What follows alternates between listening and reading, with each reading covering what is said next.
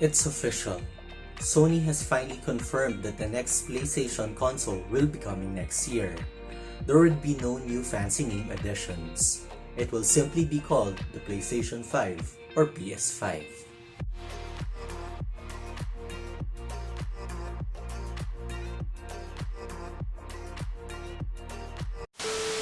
Hey guys, this is Zach and this is GG Fist Bump.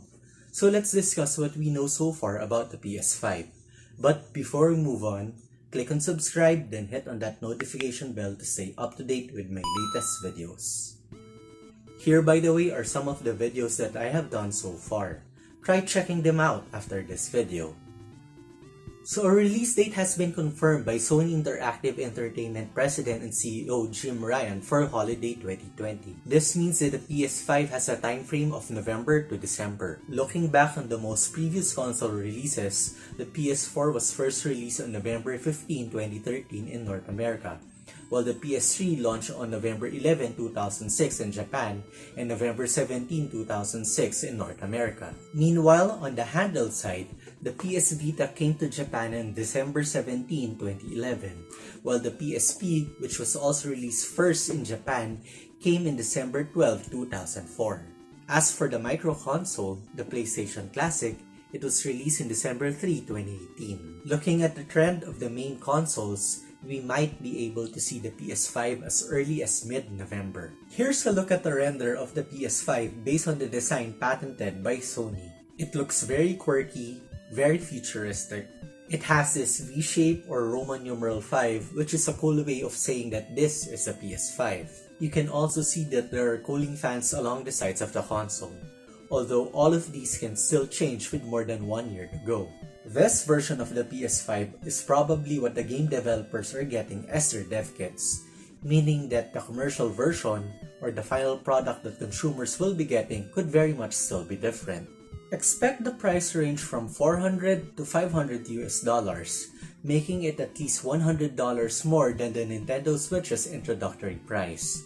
In local currency, the PS5 could be priced from 20,600 to 26,000 pesos if bought in the US. However, if bought locally, expect retailers to charge around 32% more for taxes, shipping costs, and profit margins. If the iPhone 11 started at $699 in the US or around 36,000 pesos, Apple Philippines will be launching the base iPhone 11 at 47,990 pesos or around $930 US. $930 US? Absolutely insane, right? So if we're to apply this to the PS5, it can now range from 27,200 pesos to 34,300 pesos.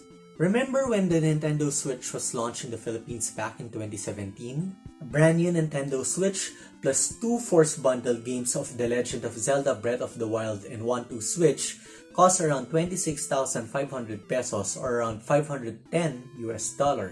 Back in 2013, the PS4 had an initial pricing of 25,000 pesos in the Philippines compared to the $400 launch price in the US. Even without the official price yet, a game store in the Netherlands has already opened up for pre-orders with more than a year to go before the official launch. While Sony's next generation of consoles is still way away, the company has started revealing some of the first details. PS5 might have backwards compatibility with the PS4, although this is still being worked out. Having a backward compatible console is a big plus as it opens up the huge library from the previous generation. At launch, it will be a good motivation for people to buy the new console, given that there aren't a lot of good new PS5 games during the first few months. They can start selling their PS4, buy a new console, and still play their backlogs once they finish some of the good launch titles. The PS5 will have SSD storage instead of the HDD that we have for the PS4. What this means is that we could have faster loading times with the PS5.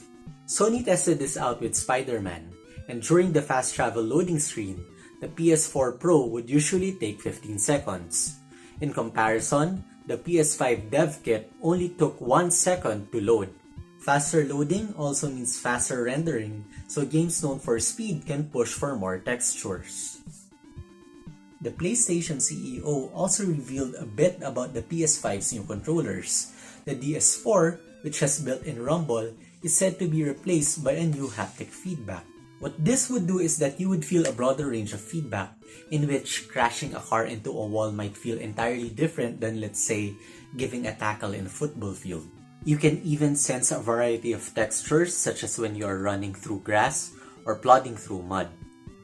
If you are familiar with the Nintendo Switch's HD rumble, I think it would be similar in a way. There would also be new adaptive triggers, in which developers can program the resistance of the trigger depending on the situation. The new controllers will also utilize USB Type-C instead of micro USB, making charging much faster. The battery will also be improved, so that would be very nice. While it hasn't been confirmed, there would also be a new and improved PSVR on the way. Based on a leaked patent, it points out to a wireless headset that connects via Bluetooth. As promising as the technical details sound, it would be more practical to wait it out before buying the PS5.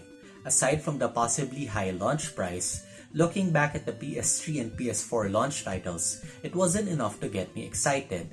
It would all depend on the games.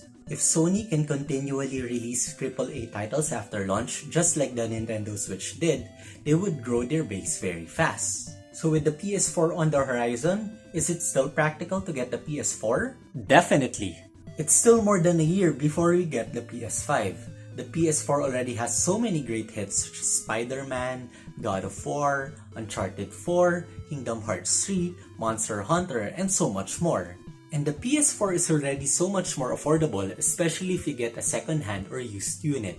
AAA titles are also on the way in 2020, such as the Final Fantasy VII Remake and The Last of Us 2. Now the question is, will you get the PS5 during launch? What do you think Sony needs to have a successful launch? Leave your thoughts and comments down below. And with that, I think we're done. If you found this video interesting or entertaining, please like and subscribe to my channel, then hit on that notification bell for more content just like this. Again, I'm Zach, and this is GG Fist Bump.